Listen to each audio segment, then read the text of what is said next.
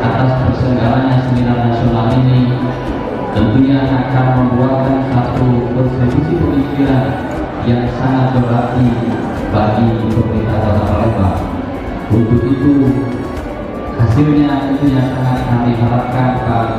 Direktur untuk disampaikan ke pemerintah Kota Palembang sehingga menjadi acuan kami